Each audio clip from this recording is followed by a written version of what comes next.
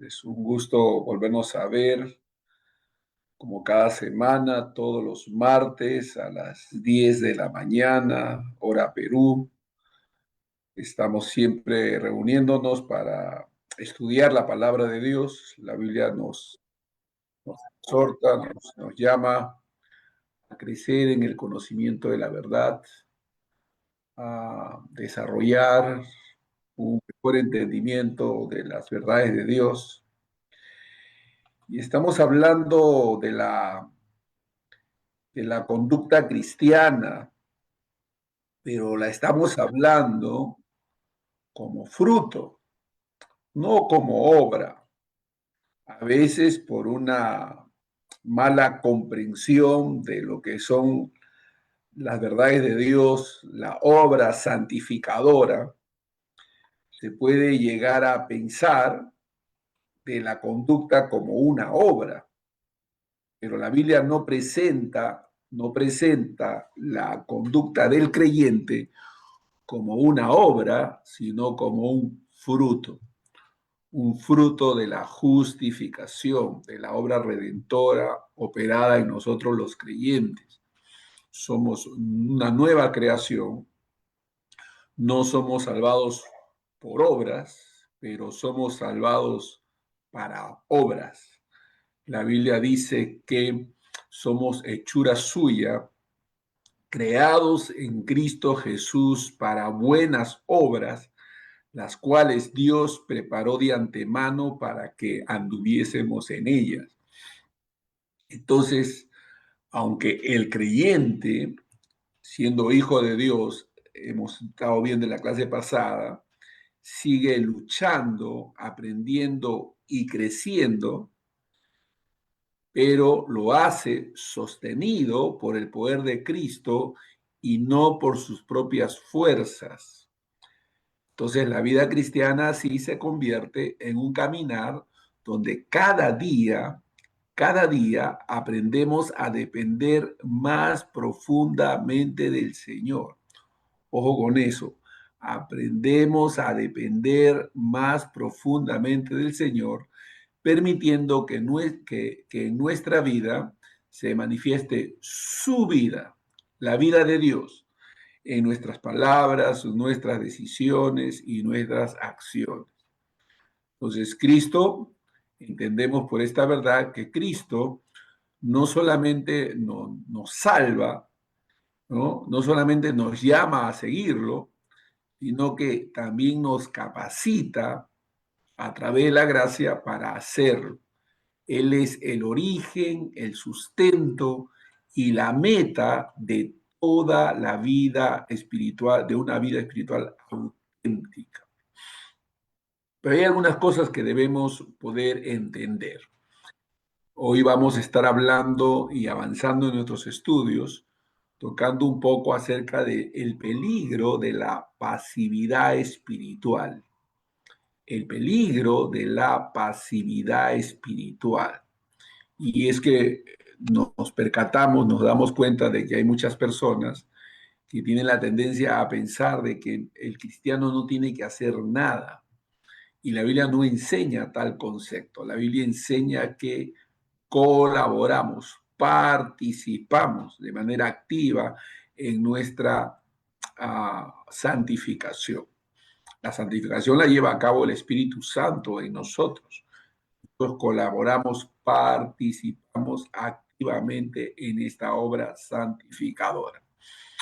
Uno de los riesgos más silenciosos y dañinos para la vida cristiana no es la persecución externa ni las tentaciones visibles, sino una condición interna que avanza sin que muchos creyentes lo perciban.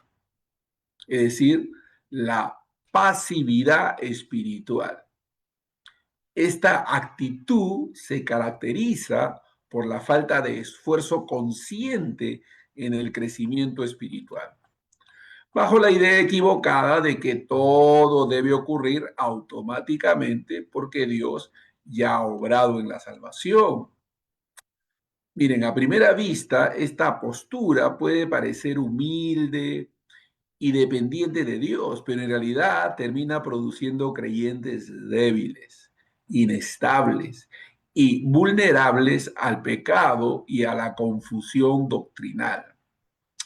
Cuando la vida espiritual se vuelve pasiva, la fe pierde vigor, la obediencia se debilita y la comunión con Dios se enfría. La pasividad espiritual suele surgir de una comprensión incompleta de la gracia. Comprensión incompleta de la gracia. Comprensión incompleta de la gracia. Algunos interpretan que si la salvación es por gracia y no por obras, entonces no se requiere ningún esfuerzo humano posterior. Se piensa que Dios hará todo automáticamente sin necesidad de disciplina espiritual. Disciplina espiritual. Sin necesidad de aprendizaje o compromisos conscientes. Sin embargo, la escritura presenta una realidad distinta. La gracia no elimina la responsabilidad del creyente, la despierta. El Nuevo Testamento está lleno de exhortaciones que llaman a la diligencia, al crecimiento, a la perseverancia y a la obediencia activa. Los apóstoles nunca trataron a los creyentes como espectadores pasivos de la obra de Dios, sino como participantes conscientes en su proceso de madurez espiritual. Por ello, encontramos llamados constantes a abandonar el pecado, a renovar la mente, a ejercitarnos para la piedad y a perseverar en la fe. Estas cosas no están presentes, estos elementos, estos conceptos no están presentes en la mentalidad del creyente, el creyente se mantiene en una estatura espiritual limitada, detenida, sin avance. Su carácter se mantiene el mismo, su forma de reaccionar es la misma. No, cuando estos conceptos están presentes, hay cambios radicales que se van operando en nosotros, porque estamos contribuyendo, colaborando en nuestro propio cambio. Una de las verdades más gloriosas del poder liberador del Evangelio es que el Evangelio no solamente nos libera de la ira de Dios, nos libera del infierno, nos libera de la condenación, sino que nos libera de nosotros mismos. Ojo con ese concepto. Nos libera de nosotros mismos, de las ataduras, costumbres, hábitos, ¿no? A las cuales hemos estado nosotros habituados. Entonces Dios obra en nosotros, hay una transformación. Es una palabra clave, hay una transformación. Por eso el llamado constante de los apóstoles, de los ministros de la palabra, abandonar el pecado, renovar la mente, ejercitarnos para la piedad y a perseverar en la fe. Cuando el creyente adopta una postura pasiva, comienza a descuidar los medios de gracia que Dios ha establecido para su crecimiento. Ojo con ese concepto. Dios ha concedido medios de gracia para nuestro crecimiento. Repito, hay mucha falta de conocimiento en cuanto a esto. Dios ha concedido a los creyentes medios de gracia para nuestro crecimiento, nuestro desarrollo. La lectura bíblica, cuando una persona tiende a ser pasiva en su vida cristiana, la lectura bíblica se vuelve ocasional, la oración se reduce a momentos de emergencia y la participación en la vida de la iglesia pierde importancia, ¿no? Poco a poco, sin notarlo, la vida espiritual comienza a debilitarse. Estoy hablando de la pasividad, del peligro de la pasividad espiritual, ¿no? El problema de la pasividad es que no produce un retroceso inmediato y visible. Es un deterioro lento. La persona continúa llamándose creyente, continúa asistiendo ocasionalmente a reuniones, pero pierde sensibilidad espiritual. La conciencia deja de reaccionar con rapidez frente al pecado y la obediencia se vuelve prioritaria. Esta condición también genera vulnerabilidad, vulnerabilidad frente a falsas enseñanzas, ¿no? Fíjense los peligros, los riesgos. Un creyente que no estudia la palabra ni fortalece su discernimiento puede ser fácilmente influenciado por doctrinas superficiales o ideas que contradicen el Evangelio. La pasividad espiritual también afecta la lucha contra el pecado. Cuando el creyente deja de esforzarse por vivir en santidad, las antiguas prácticas comienzan a reaparecer. No porque Dios haya dejado de obrar, sino porque la persona ha dejado de cooperar conscientemente con esa obra. La Escritura enseña que la vida cristiana implica una batalla espiritual constante. No se trata de vivir en ansiedad, sino de mantenerse alerta. Jesús mismo exhortó a sus discípulos a velar y orar para no caer en tentación. Ojo, velar y orar para no caer en tentación. La pasividad, por el contrario, produce descuido espiritual. Otro efecto dañino de la pasividad es la pérdida del propósito cristiano. El creyente deja de ver su vida como un instrumento para la gloria de Dios y comienza a vivir de manera indiferente, centrado únicamente en asuntos personales y temporales. Con el tiempo, esta actitud genera apatía espiritual, las cosas de Dios dejan de emocionar, la adoración pierde significado y el servicio cristiano se percibe como una carga. Lo que antes producía gozo espiritual, ahora parece irrelevante. La pasividad también afecta la vida comunitaria. El creyente se vuelve un espectador dentro de la iglesia, esperando recibir sin involucrarse en servir o contribuir al crecimiento de otros.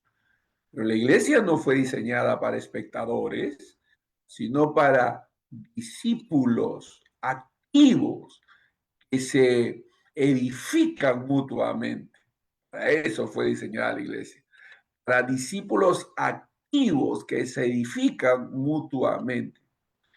Es importante entender que la vida cristiana no es una experiencia automática después de la conversión.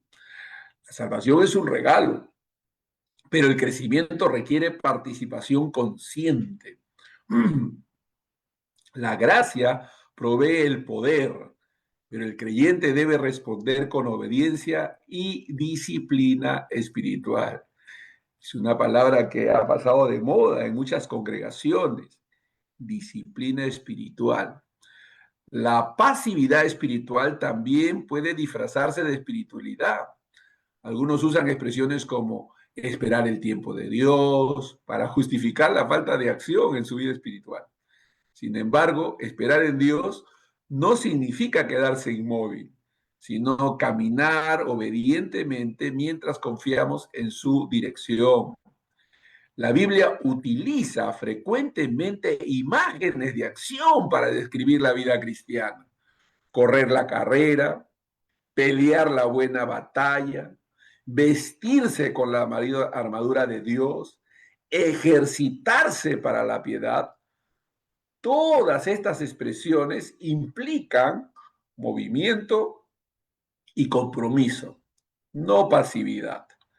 Es necesario también reconocer que la pasividad espiritual puede surgir del cansancio o de experiencias de fracaso.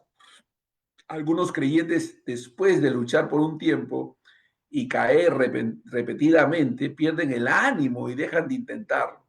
En estos casos, la solución no es abandonar el esfuerzo, sino renovar la dependencia en la gracia de Dios y levantarse nuevamente.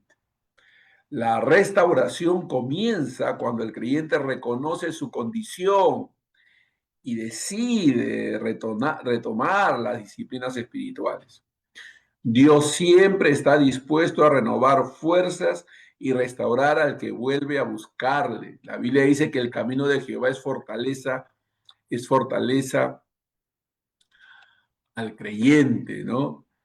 El camino de Jehová es fortaleza al creyente. La iglesia y el liderazgo pastoral cumplen un papel importante en ayudar a los creyentes a salir de la pasividad.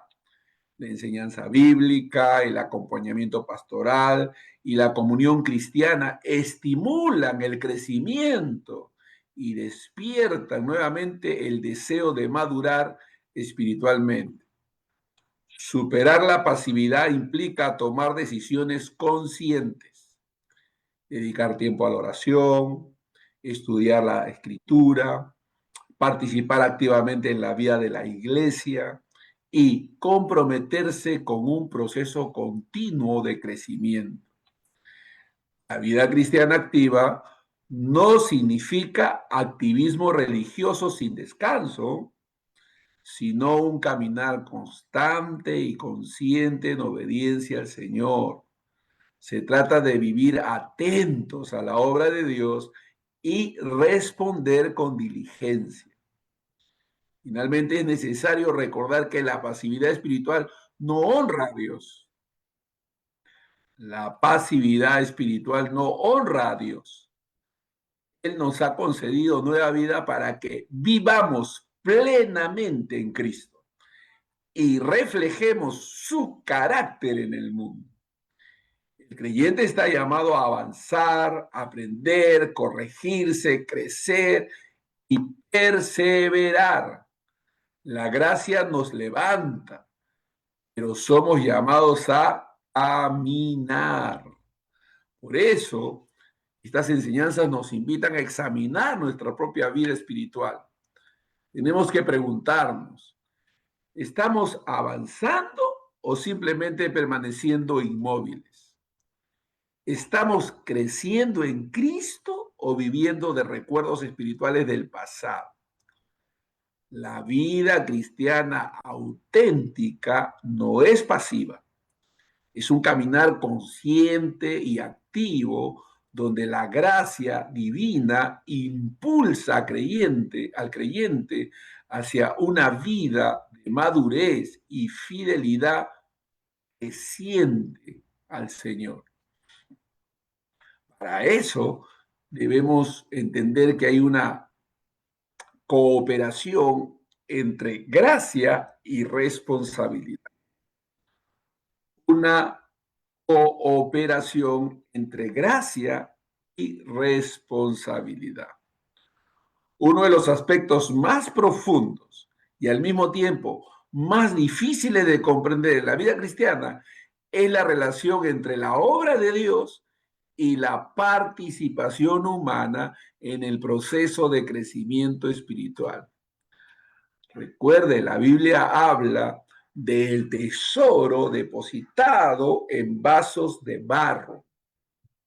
El tesoro depositado en vasos de barro. El tesoro es Cristo. Nosotros somos ese vaso de barro. Amén. Hay una relación entre el vaso y el tesoro. Hay una relación.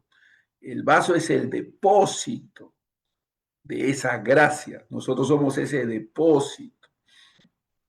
Y debemos entender que hay una parte activa que nos corresponde como vasos tomar esa posición.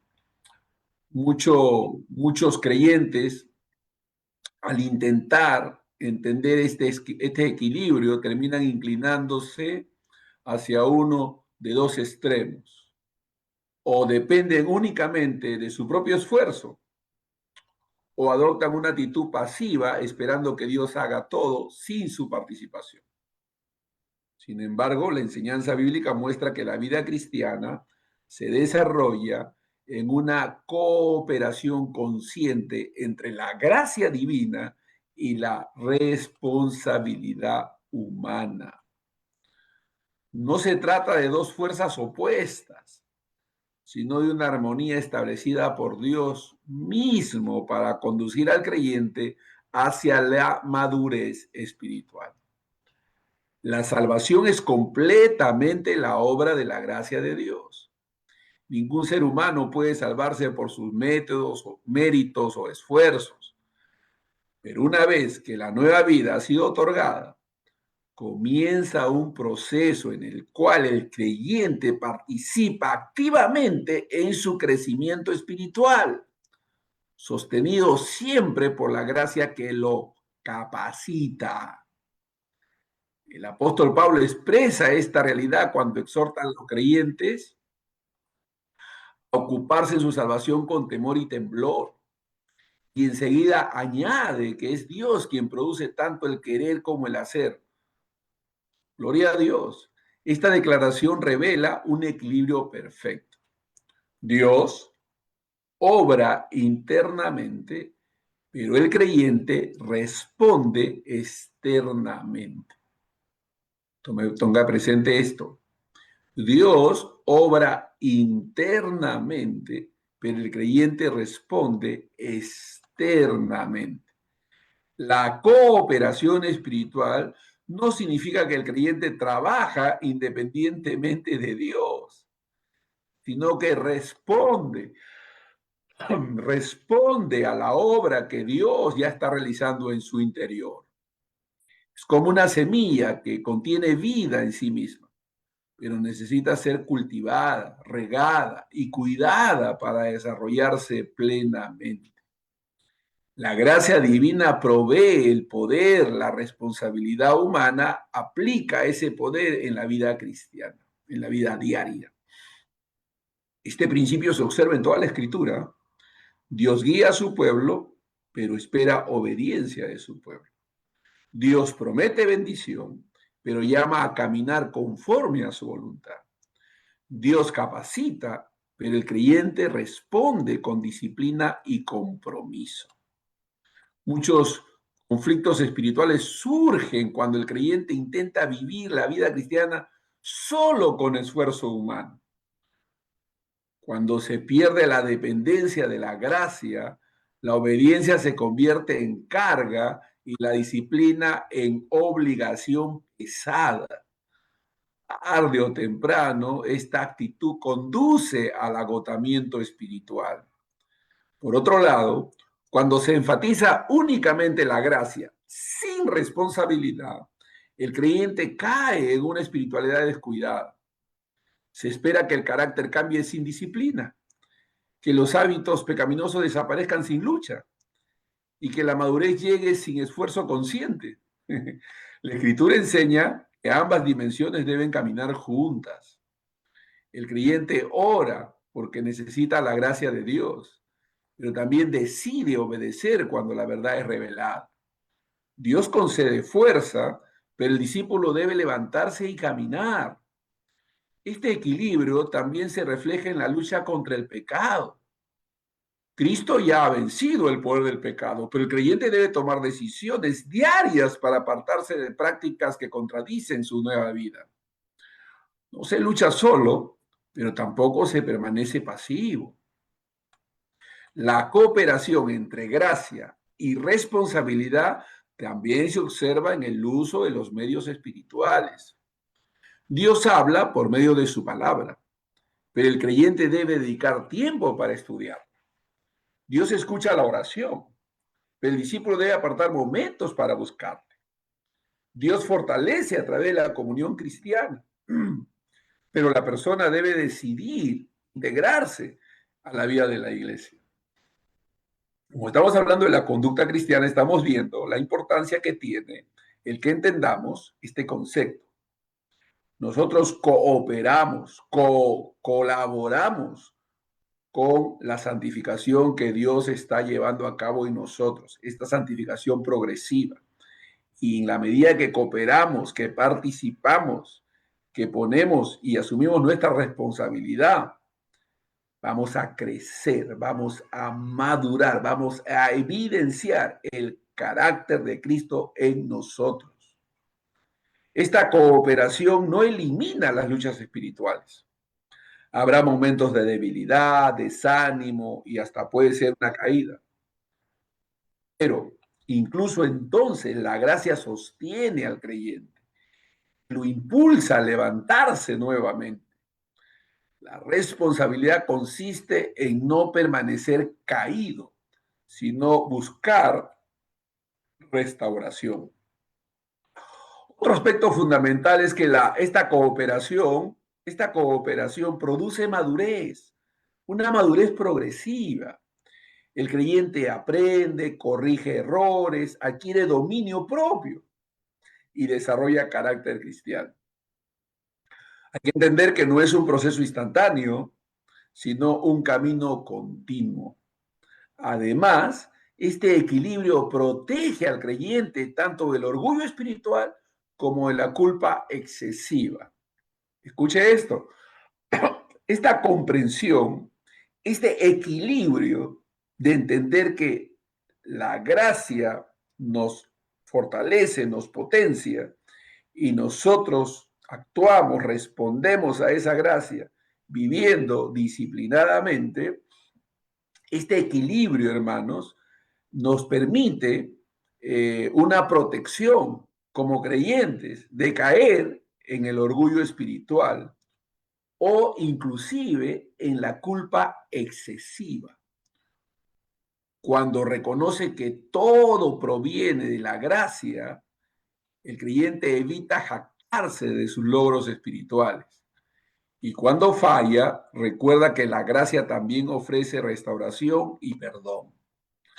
La cooperación entre gracia y responsabilidad también transforma la manera en que enfrentamos las pruebas.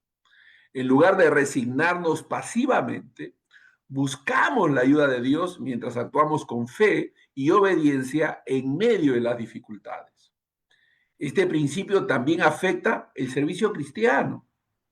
El creyente sirve con diligencia, pero reconoce que el fruto proviene de Dios. Así se evita tanto la pereza espiritual como el activismo agotador.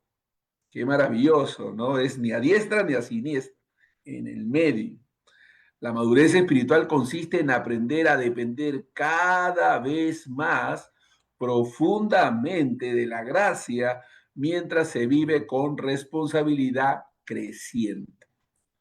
A medida que el creyente avanza en su caminar, se vuelve más consciente de su necesidad de Dios y al mismo tiempo más comprometido con obedecerle. La cooperación espiritual no implica perfección inmediata, sino progreso constante.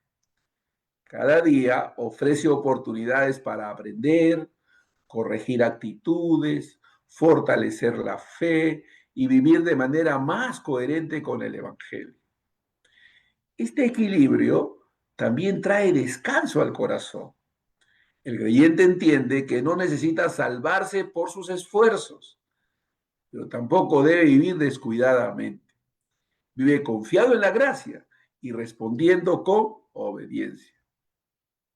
Esta verdad, hermanos, nos recuerda que Dios no solo inicia la obra en nosotros, sino que también la perfecciona.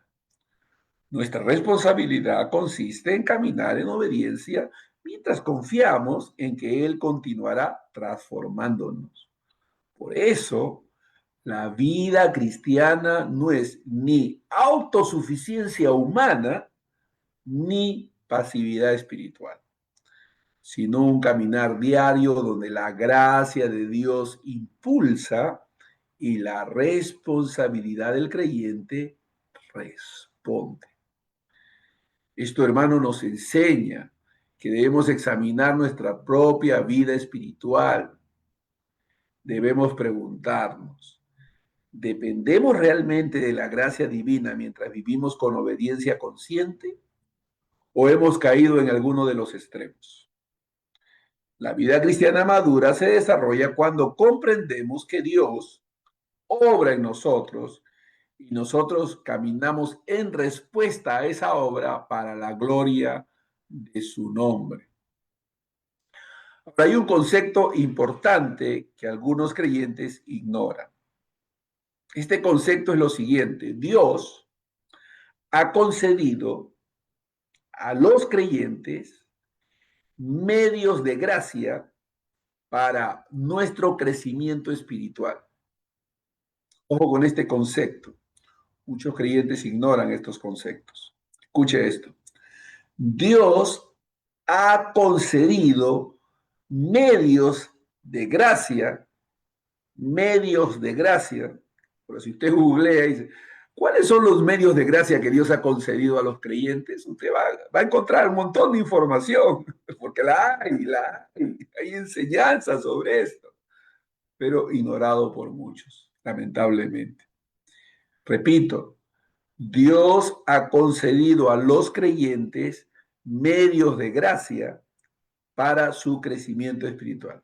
Es decir, el crecimiento espiritual no ocurre por accidente ni depende únicamente de momentos emocionales o experiencias aisladas.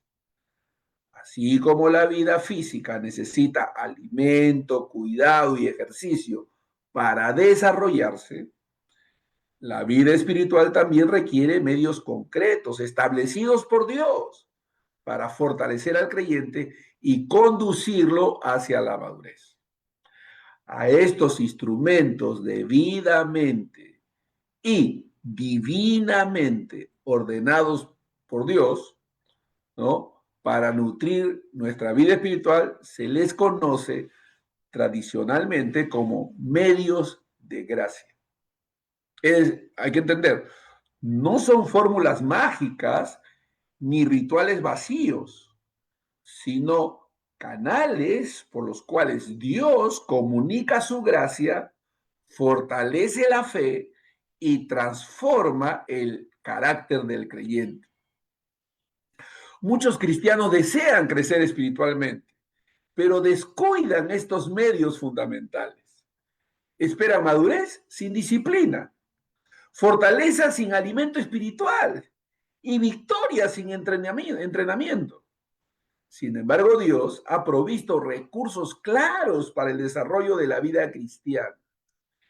Entre los principales medios de gracia se encuentran la palabra de Dios, la oración, la comunión con la iglesia, entre hermanos, y la obediencia práctica. Estos elementos practicados constantemente producen crecimiento sostenido y estabilidad espiritual. El primero y más importante medio de la gracia es la palabra de Dios. La escritura no es simplemente un libro religioso, sino el alimento del alma. Por medio de ella, Dios instruye, corrige, consuela y transforma al creyente. Sin contacto regular con la palabra, la vida espiritual se debilita inevitablemente. El creyente necesita escuchar, leer, estudiar y meditar en la escritura. No basta con oír sermones ocasionales, es necesario desarrollar una relación personal con la palabra. Allí se renueva el entendimiento y se corrigen pensamientos equivocados. Cuando la Biblia ocupa un lugar secundario, la mente se llena de ideas, temores y valores que provienen del mundo. En cambio, cuando la palabra guía la vida diaria, se forma un carácter firme y estable. Alabado sea Dios. El segundo medio de gracia fundamental es la oración. La oración no es solo repetir palabras o pedir ayuda en momentos difíciles, es el diálogo continuo entre el creyente y Dios. En ella se expresa dependencia, gratitud, adoración y búsqueda de dirección. La oración fortalece el corazón, calma la ansiedad y renueva la esperanza. A través de ella, el creyente aprende a confiar en Dios y a entregar sus cargas. Ojo, sin oración constante, la vida espiritual se vuelve superficial y vulnerable. Muchos creyentes oran solo cuando enfrentan crisis, pero la comunión con Dios debe ser diaria. La oración alimenta la vida interior y sostiene al creyente en medio de las luchas.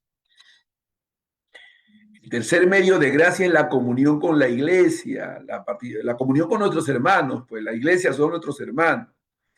La vida cristiana no fue diseñada para vivirse en aislamiento. Dios estableció la comunidad de creyentes como un espacio de crecimiento mutuo, interactuando, edificándonos mutuamente a través de los dones que cada uno tiene. 1 Pedro 4:10 dice, cada uno conforme al don que ha recibido, ministrelo a los otros como buenos administradores de la multiforme gracia de Dios. Amén. Así crecemos, maduramos espiritualmente. Nos corregimos de manera mutua. Bendito sea Dios. Avanzamos siendo y apoyándonos a través de las coyunturas que se ayudan mutuamente. En la iglesia, hermanos, se recibe enseñanza, ánimo y acompañamiento espiritual. Allí el creyente aprende a amar, a servir y ser servido. La comunión cristiana fortalece la fe y evita el aislamiento espiritual, que es otro peligro. Cuando una persona se aparta de la vida comunitaria, pierde protección espiritual y se vuelve más susceptible al desánimo y al error doctrinal. La fe se debilita cuando se vive en soledad. Otro medio de gracia esencial es la obediencia práctica. Obediencia práctica. No basta con conocer la verdad, es necesario aplicarla. Cada decisión diaria es una oportunidad para vivir conforme a la voluntad de Dios. La obediencia fortalece la fe porque permite experimentar el poder de Dios en la vida cotidiana. Cuando el creyente obedece, su carácter se transforma y su relación con Dios se profundiza. El crecimiento espiritual ocurre cuando la enseñanza bíblica se convierte en práctica diaria. La Biblia habla de caminar en amor, de ser personas perdonadoras, de ser amables, de ser misericordiosos. Todo este debe ser implementado como una práctica diaria en nuestras vidas. Amén. Cuando el creyente sirve a otros, aprende humildad, desarrolla amor y experimenta el gozo de ser instrumento en las manos de Dios.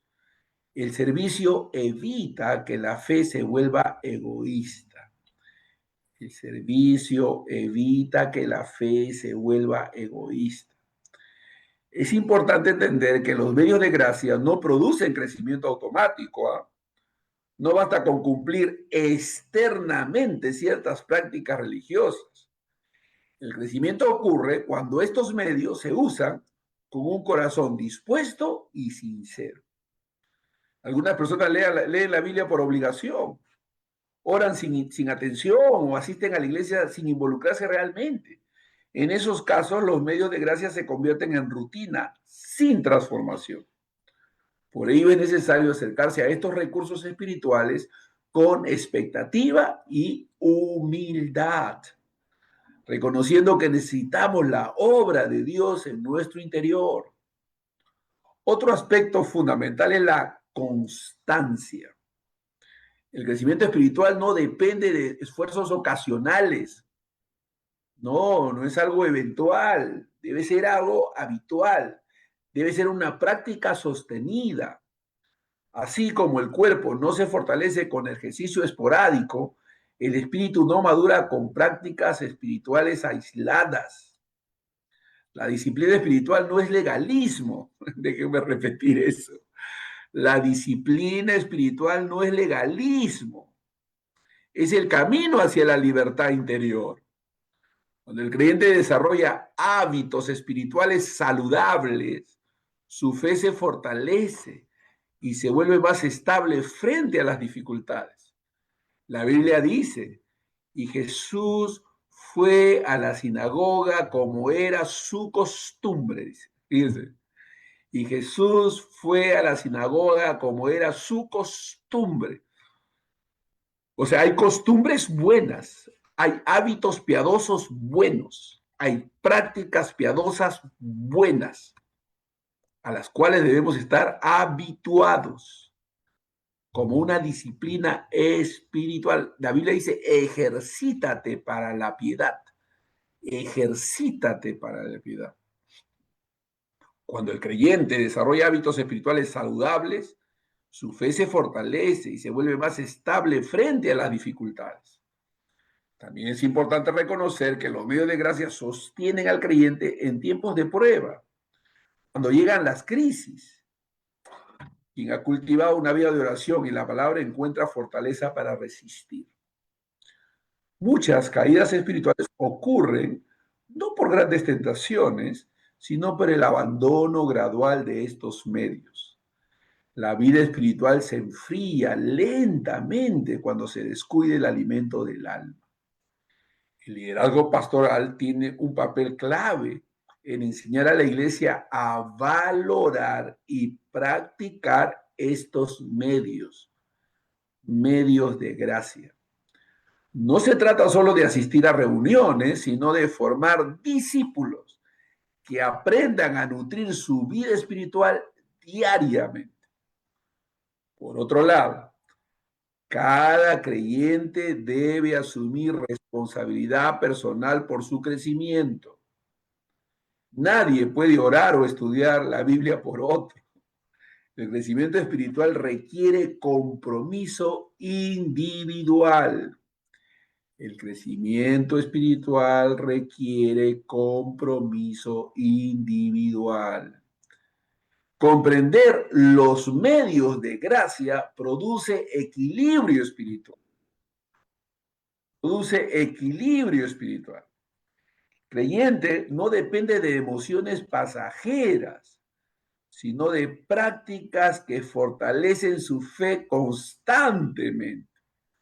El crecimiento espiritual auténtico no ocurre por casualidad, sino mediante el uso constante y consciente de los medios que Dios ha provisto. Tú mismo te vas a dar cuenta de que estás creciendo. Otros van a anotar tu crecimiento espiritual. No solo por el conocimiento intelectual que posees, sino por la conducta que has adoptado, por la forma como tratas al prójimo, cómo respondes y reaccionas ante la provocación. Todo esto se aprende, se entiende y se vive por la gracia de Dios a través del uso constante y consciente de los medios de gracia que Dios ha provisto. Debemos preguntarnos, examinarnos. ¿Estamos utilizando los medios de gracia que Dios ha puesto a nuestra disposición? ¿Estamos realmente esperando la madurez disciplinadamente o pensamos que no se requiere disciplina espiritual? La vida cristiana madura se construye día a día mediante la palabra, la oración, la comunión unos con los otros y la obediencia, permitiendo que la gracia de Dios transforme progresivamente nuestro corazón y nuestra conducta. Debemos ser diligentes en el crecimiento cristiano. Repito, debemos ser diligentes en el crecimiento cristiano, no solamente en el crecimiento numérico, sino en el crecimiento espiritual, interior. El crecimiento espiritual no ocurre de manera automática ni es producto del simple paso del tiempo. Una persona puede asistir durante años a una iglesia y sin embargo permanecer espiritualmente inmadura si no desarrolla una actitud diligente hacia su vida cristiana. La Escritura enseña que la madurez requiere intención, compromiso y perseverancia. Tenemos que ser proactivos. Amén. El apóstol Pablo exhorta a los creyentes a añadir su fe, virtud, conocimiento, dominio propio, paciencia, piedad, afecto fraternal y amor, ¿no? El apóstol Pedro habla de estas verdades, ¿no? Añadir a vuestra fe virtud, al conocimiento dominio propio paciencia, a la paciencia piedad, a la piedad afecto fraternal y al afecto fraternal amor. Esta exhortación no presenta el crecimiento como algo pasivo, sino como un proceso que demanda participación activa del creyente. La palabra utilizada implica esfuerzo consciente y dedicación constante. La diligencia espiritual significa asumir responsabilidad por el crecimiento personal. No basta con desear madurar. Es necesario buscarla activamente. Así como un agricultor no espera cosecha sin sembrar ni cuidar la tierra, el creyente no puede esperar fruto espiritual sin dedicación a su vida interior. Muchas personas comienzan su caminar cristiano con mucho entusiasmo, pero con el tiempo caen en la rutina espiritual. La falta de diligencia produce estancamiento y el estancamiento conduce lentamente al enfriamiento espiritual. La fe pierde fuerza cuando no se cultiva. La fe pierde fuerza cuando no se cultiva. La diligencia implica disciplina espiritual diaria. Significa apartar tiempo para la oración, estudiar la palabra y reflexionar sobre la voluntad de Dios. No se trata de legalismo ni de cumplir obligaciones religiosas, sino de nutrir la vida espiritual para que crezca con salud. Amén. Uno de los mayores obstáculos para la diligencia es la comodidad espiritual.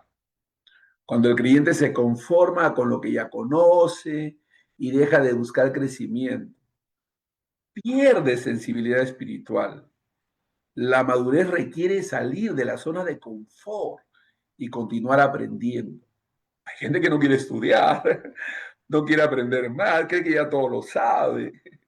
No está abierto al aprendizaje, al desarrollo, a la complementación los unos por los otros, porque aprendemos, estamos siempre aprendiendo en el Señor, madurando, corrigiendo cosas, ¿no? Mejorando nuestro entendimiento.